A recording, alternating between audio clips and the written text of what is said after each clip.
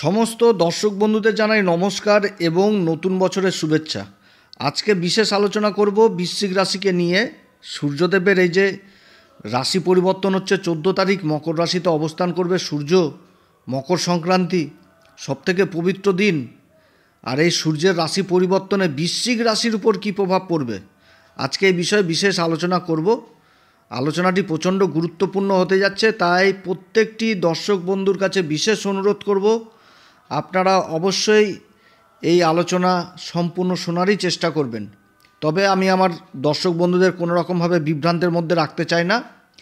এটা গ্রহদের গোচরের উপর আলোচনা করা হচ্ছে, কারো ব্যক্তিগত কুষ্টি ধরে আলোচনা নয় যে কারোর সাথে মিলে যাবে। আমার বিশ্বাস আগামী দিনে বৃশ্চিক রাশি এখান থেকে কিছুটা হলেই উপলব্ধি করতে পারবে। এবং তার সাথে বিশেষভাবে বলবো সেই সমস্ত দর্শক বন্ধুদের উদ্দেশ্যে যারা বহুদিন ধরে আমাদের অনুষ্ঠান দেখেন, এখনও পর্যন্ত সাবস্ক্রাইব করেননি, হয়তো কৌতূহলবশত আজ করব কাল করব বা ভুলে গেছেন, তাদের কাছে বিশেষ অনুরোধ করব চ্যানেলটি সাবস্ক্রাইব করার জন্য। এই চ্যানেলের সঙ্গে থাকুন, জ্যোতিষীয় সম্পর্কিত অনেক তথ্য জানতে পারবেন। তো যাই হোক, বৃশ্চিক রাশি চন্দ্র রাশি অনুসারেই এর গোচরটি দেখলে ভালো হয়, কারণ গোচরের ফল রাশি অনুসারেই দেখতে হয়।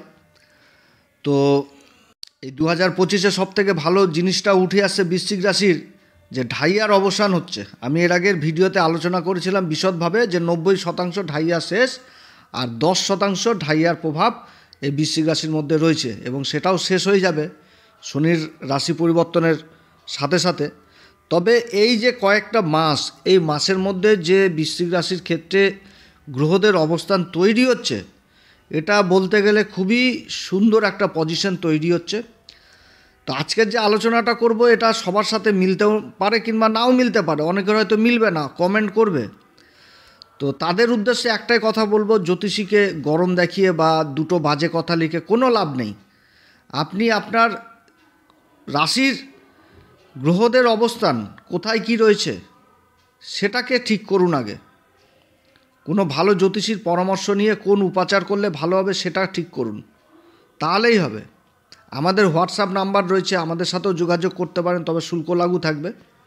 আর আমাদের সাথেই যে যোগাযোগ করতে হবে এরকম কোনো ব্যাপার নয়। আপনাদের যেখানটাতে মন চায়, যেখানে ভালো, যে আপনাকে সামনের দিনের এগিয়ে যাওয়ার রাস্তা ভালো মতন করে বুঝাতে পারবে, তাদের সাথেই আপনারা যোগাযোগ করবেন।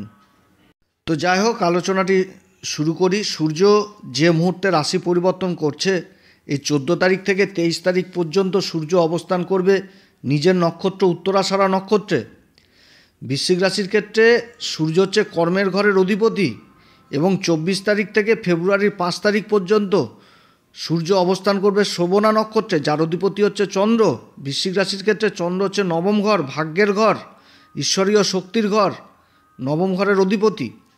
এবং 6 তারিখ থেকে 12 তারিখ পর্যন্ত এই সূর্যদেব অবস্থান করবে হচ্ছে ধনিষ্ঠা নক্ষত্রে, যার অধিপতি এই বৃশ্চিক রাশির অধিপতি হচ্ছে মঙ্গল। যে মুহূর্তে আবার সূর্য রাশি পরিবর্তন করবে সেই মুহূর্তে গ্রহদের অবস্থান থাকছে আবার এরকম। রাশির দ্বিতীয় ঘর যেটি হচ্ছে ধনু রাশি, এই ঘরে বুধ অবস্থান করছে। তো বুধ 24 তারিখ পর্যন্ত থাকবে, তারপরে আবার রাশি পরিবর্তন করবে। আর সূর্য চলে আসছে তৃতীয় ঘর, যেটা হচ্ছে মকর রাশি। এখানটাতে সূর্য ফেব্রুয়ারি মাসের 12 তারিখ পর্যন্ত থাকছে। আর 24 তারিখ থেকে কিন্তু সূর্য আর বুধের যে জুতিটা তৈরি হচ্ছে, এখানটাতে বুধাদিত্য যোগ তৈরি হচ্ছে, তাদের মিলিত দৃষ্টি পড়বে কিন্তু ভাগ্যের ঘরে। খুব ভালো একটা অবস্থান। রাশির চতুর্থ ঘর যেটা কুম্ভ রাশি, এই ঘরে শনিদেব মার্গী অবস্থায় রয়েছে, আর কিছুদিন পরে রাশি পরিবর্তন করবে। এবং তার সাথে অবস্থান করছে আবার শুক্র। 28শে জানুয়ারি আবার শুক্রও কিন্তু রাশি পরিবর্তন করবে, অবস্থান করবে এই বৃশ্চিক রাশির ক্ষেত্রে মীন রাশিতে, যেটা পঞ্চম ঘর। এখানটাতে তো শুক্র উচ্চ অবস্থায় থাকবে। খুব ভালো পরিবর্তন হচ্ছে, আগামী দিনের পরিবর্তন। এবং এই পঞ্চম ঘর মীন রাশিতে কিন্তু রাহু অবস্থান করছে। রাহু এখানটাতে অবস্থান করছে আবার দেবগুরু বৃহস্পতিরই শনির নক্ষত্র উত্তরা ভাদ্রপদে অবস্থান করছে। আর দেবগুরু বৃহস্পতি সপ্তম ঘরে অবস্থান করছে, যেটা বৃষ রাশিতে। এবং দেবগুরু বৃহস্পতি ফেব্রুয়ারি মাসের 4 তারিখে মার্গী হবে, এবং দেবগুরু বৃহস্পতির শুভ দৃষ্টি রাশির উপরে পড়ছে। বৃশ্চিক রাশির ক্ষেত্রে কর্কট রাশি হচ্ছে ভাগ্যের ঘর, আর এই ভাগ্যের ঘরে নবম ঘরে রাশির অধিপতি মঙ্গল নীচ অবস্থায় রয়েছে এবং বক্রী অবস্থায় রয়েছে। আর 21 তারিখে এই মঙ্গল আবার রাশি পরিবর্তন করবে, চলে আসবে তখন মিথুন রাশিতে, যেটা হচ্ছে অষ্টম ঘর, তবে বক্রী অবস্থায় থাকবে। আর বৃশ্চিক রাশির ক্ষেত্রে একাদশ ঘর, যেটা লাভের ঘর, কন্যা রাশি, এই ঘরে কেতু অবস্থান করছে। তো এই রূপ হচ্ছে অবস্থান বৃশ্চিক রাশির ক্ষেত্রে গ্রহদের অবস্থান যখন সূর্য রাশিটা পরিবর্তন করবে। তো যাই হোক, 14 তারিখ থেকে 23 তারিখ পর্যন্ত সূর্য অবস্থান করছে নিজের নক্ষত্র উত্তরাষাঢ়া নক্ষত্রে। এবার সূর্য হচ্ছে কর্মের ঘরের অধিপতি, অবস্থান করছে তৃতীয় ঘর, যেটা যোগাযোগের ঘর। আর এখানটাতে রাশির অধিপতি মঙ্গলের সাথে সমসপ্তম যোগ তৈরি হচ্ছে। আবার মঙ্গল ভাগ্যের ঘরে অবস্থান করছে, তো দেবগুরু বৃহস্পতি দ্বারা যেরকম মঙ্গলের নীচভঙ্গ হচ্ছে, কারণ দেবগুরু বৃহস্পতি তো কেন্দ্রে অবস্থান করছে, সেরকম সূর্যের দ্বারাও কিন্তু মঙ্গলের আবার নীচভঙ্গ হচ্ছে। অর্থাৎ দুটো কিন্তু নীচভঙ্গ যোগ তৈরি হচ্ছে এই সময়। এই সময়কাল প্রচণ্ড ভালো সময় এবং গুরুত্বপূর্ণ সময়কাল হতে যাচ্ছে বৃশ্চিক রাশির ক্ষেত্রে।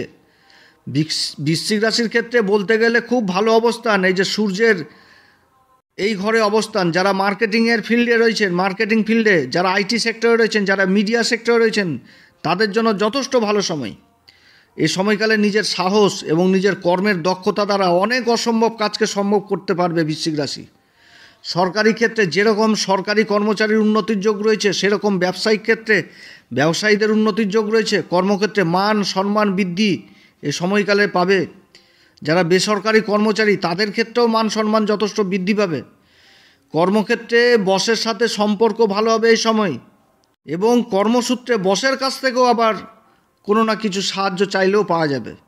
পরাক্রম যথেষ্ট বৃদ্ধি পাবে, যেরকম পরাক্রম সেরকম পুরুষত্ব। কর্মক্ষেত্রে সেই রকম আবার ভাগ্যের সঙ্গ পাবে, না হওয়া কাজ এই সময় সম্ভব হবে এই বৃশ্চিক রাশির। যারা সরকারি কোনো প্রজেক্টের অপেক্ষায় ছিলেন, বড় বড় প্রজেক্ট, সেই সমস্ত প্রজেক্ট লাভ হবে। আর্থিক দিক যথেষ্ট উন্নতির দিক তৈরি হচ্ছে এই সময়কালে বৃশ্চিক রাশির ক্ষেত্রে। কর্মের ঘরের অধিপতি সূর্য অবস্থান করবে তৃতীয় ঘর, যোগাযোগের ঘরে। আর তৃতীয় ঘর থেকে কি আবার ছোটোখাটো পরিবর্তন জিনিসটাকেও বোঝায়, যাত্রা জিনিসটাকেও বোঝায়। তো কর্মসূত্রে যে যাত্রাটা করবে বৃশ্চিক রাশি, তাতে যথেষ্ট লাভ পাবে। যোগাযোগ জিনিসটা ব্যাপক এ সময় হতে যাচ্ছে কর্মক্ষেত্রে। এরপরে 24 তারিখ থেকে একদম ফেব্রুয়ারি মাসের 5 তারিখ পর্যন্ত সূর্য অবস্থান করবে শ্রবণা নক্ষত্রে, যার অধিপতি চন্দ্র। বৃশ্চিক রাশির ক্ষেত্রে চন্দ্র হচ্ছে কি ভাগ্যের ঘরের অধিপতি। আবার এই সময় রাশির অধিপতি মঙ্গল রাশি পরিবর্তন করবে, চলে আসবে মিথুন রাশিতে, তবে বক্রী অবস্থায় থাকবে, কিন্তু থাকবে হচ্ছে দেবগুরু বৃহস্পতির নক্ষত্র, পুনর্বসু নক্ষত্রে থাকবে। আবার অপরদিকে 24 তারিখে বুধ সূর্যের সাথে অবস্থান করবে। বুধ কিন্তু রাশি পরিবর্তন করে নেবে, সূর্যের সাথে কিন্তু অবস্থান করবে। আর বুধ হচ্ছে কি, বুধ হচ্ছে লাভের ঘরের অধিপতি, সূর্যের সাথে অবস্থান করবে। তাহলে কর্মের ঘরের অধিপতি আর লাভের ঘরের অধিপতি জুটি তৈরি হয়ে গেল ভাগ্যে, তৃতীয় ঘর, যেটা হচ্ছে যোগাযোগের ঘর, এবং তাদের মিলিত দৃষ্টি পড়বে ভাগ্যের ঘরে। আর এই ভাগ্যের ঘরের অধিপতির নক্ষত্রে সূর্য অবস্থান করছে, কর্মের ঘরের অধিপতি সূর্য। আর এই জুতির উপর আবার দেবগুরু বৃহস্পতির দৃষ্টি পড়ছে। দেবগুরু বৃহস্পতি হচ্ছে বৃশ্চিক রাশির ক্ষেত্রে কারক গ্রহ, ধনসম্পত্তির ঘরের অধিপতি। আবার পঞ্চম ঘর, যেটা হচ্ছে মীন রাশি, পঞ্চম ঘর থেকে আমরা মা লক্ষ্মী জিনিসটাকে দেখি।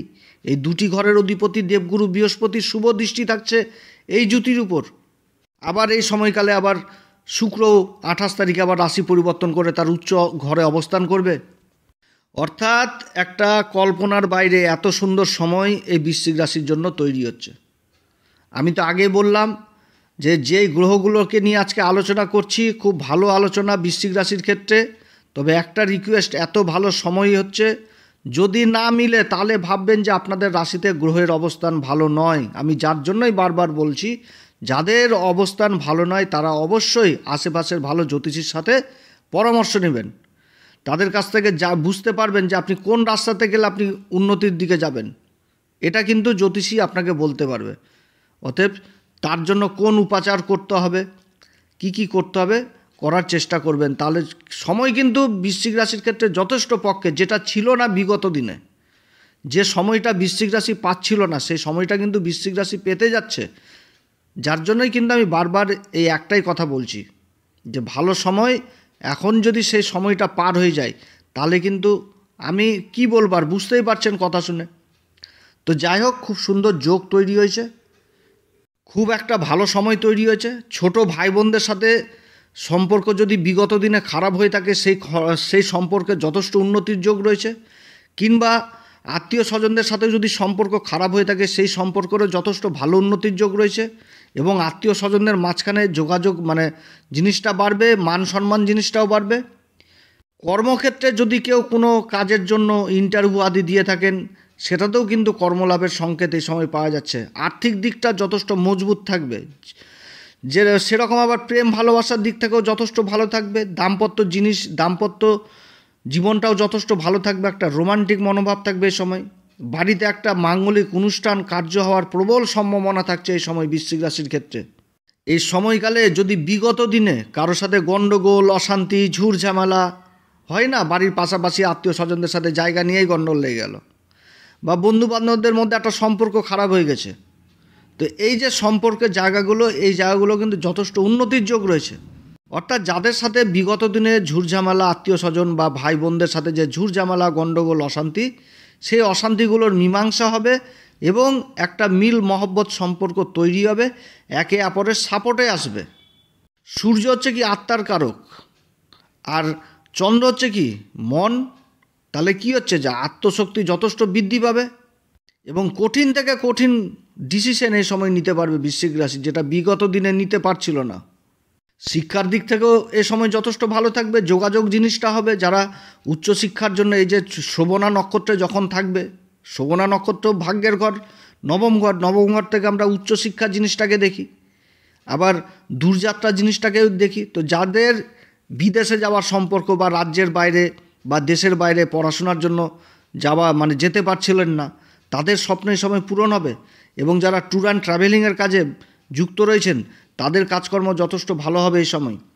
তো যাই হোক, এরপরে যখন সূর্য আবার 6 তারিখ থেকে 12 তারিখ পর্যন্ত অবস্থান করবে ধনিষ্ঠা নক্ষত্রে, যার অধিপতি কিন্তু মঙ্গল, এই সময় কিন্তু মঙ্গল চলে আসলো অষ্টম ঘর, যেটা হচ্ছে মিথুন রাশি, এবং অষ্টম ঘরে রাশির অধিপতির তো আসা ভালো না।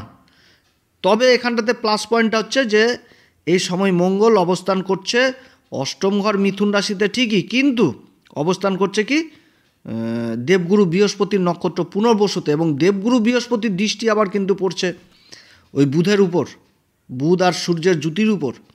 অতএব বৃশ্চিক রাশির মঙ্গল কি, মঙ্গল হচ্ছে সাহসের একটা প্রতীক। সাহস, দুঃসাহস, কারোর সাথে বাগবিতণ্ডা করে নেওয়া, একটুতেই অধৈর্য হয়ে যাওয়া, তো এগুলো অষ্টম ঘরে চলে আসে। আবার বকরি, তাহলে কি হচ্ছে, এই সমস্ত দিক যথেষ্ট বৃদ্ধি পাবে। অতএব কারোর সাথে আগে ভাগে ওই গণ্ডগোল করে নিব, মেরে দিব, চলে যাব, ভিড়ে যাব, এগুলো করলে কিন্তু মুশকিল আছে বৃশ্চিক রাশির। কারণ গ্রহদের অবস্থান এত সুন্দর তৈরি হয়েছে, এখানটাতে সংঘর্ষ জিনিসটা বুঝাচ্ছে, কিন্তু সংঘর্ষের মধ্যে আবার লাভ জিনিসটাও তো বুঝাচ্ছে। তো কর্মক্ষেত্রে সংঘর্ষ যেরকম হবে, সেরকম লাভের পরিমাণও বৃদ্ধি পাবে, কর্মক্ষেত্র যথেষ্ট সাকসেস হবে, এরকম জিনিস তো উঠে আসছে। তাহলে এই সময় ঝুট ঝামেলা, অশান্তির মধ্যে না যাওয়াই উচিত। গাড়ি ঘোড়া তারা পারাপারি করে না চালানোই উচিত। রাস্তাঘাট ঠান্ডা মাথায় পার হওয়া উচিত। কারোর সাথে যদি কথা বলতে হয়, তাহলে সেইভাবেই কথা বলতে হবে, কারণ রাশির অধিপতি মঙ্গলের দৃষ্টিতে পড়বে বাণীর ঘরে, আত্মীয় স্বজন কুটুমদের ঘরে। তাহলে এমন ভাষা বলা যাবে না যাতে সামনের থাকা ব্যক্তি অসন্তুষ্ট হয়, কিংবা যারা বাণীর কাজের সাথে যুক্ত রয়েছেন, ওকালতি বা চ্যাটার অ্যাকাউন্টের বা অ্যাডভাইজারের কাজে বা সেলসের কাজে বা মিডিয়ার কাজে, তাদেরকে সেইভাবেই চলতে হবে এই সময়টুকু।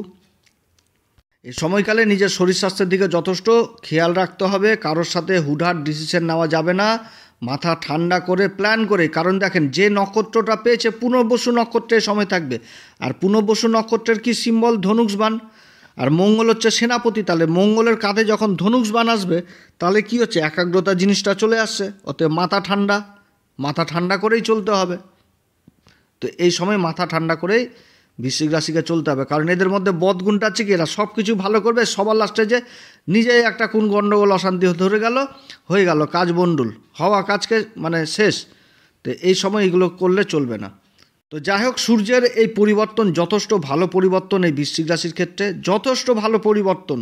ঢাইয়া শেষ হচ্ছে এবং বৃশ্চিক রাশি বলতে গেলে ঈশ্বরের আশীর্বাদ পাচ্ছে। এত সুন্দর একটা যোগ, যেটা বহুদিন ধরে হয়তো বৃশ্চিক রাশিও কল্পনার বাইরে হয়ে যাবে, এত সুন্দর যোগ। খুব ভালো সময়। আর এই সময় বৃশ্চিক রাশি কোন উপাচার করবে, হনুমান চল্লিশা, বজরংবাণ অবশ্যই করবেন, প্রত্যেক দিন এগুলো পাঠ করবেন। তার আগে শ্রীরাম সীতার প্রণাম মন্ত্র করবেন এবং সূর্যদেবকে অর্ঘ্য দিবেন, সূর্যদেবের পূজা, সূর্যদেবকে বিশেষভাবে সম্মান করবেন, নিজের পিতাকে যথেষ্টভাবে সম্মান করবেন। যে কোনো কাজ করতে গেলে পিতা মাতা উভয়ের আশীর্বাদ নিয়ে বেরোবেন, দেখবেন অনেক কাজ সাকসেস হবে। তো অনেক কথা আলোচনা করলাম। যদি আমার এই পরামর্শ সত্যিই ভালো লাগে তাহলে আমাদের এই অ্যাস্ট্রো এস এম বাংলা চ্যানেলকে অবশ্যই সাবস্ক্রাইব করবেন। আপনারা সবাই ভালো থাকেন। আর যদি কোনো রকম পরামর্শ নেওয়ার প্রয়োজন মনে হয় তাহলে ভালো জ্যোতিষীর কাছে অবশ্যই যোগাযোগ করবেন, কিংবা আমাদের হোয়াটসঅ্যাপ নাম্বার দেওয়া রয়েছে, আমাদের সাথেও যোগাযোগ করতে পারেন। তো যাই হোক, আপনারা সবাই ভালো থাকেন, ঈশ্বর আপনাদের সবার মঙ্গল করুক, এটাই মন থেকে প্রার্থনা করি।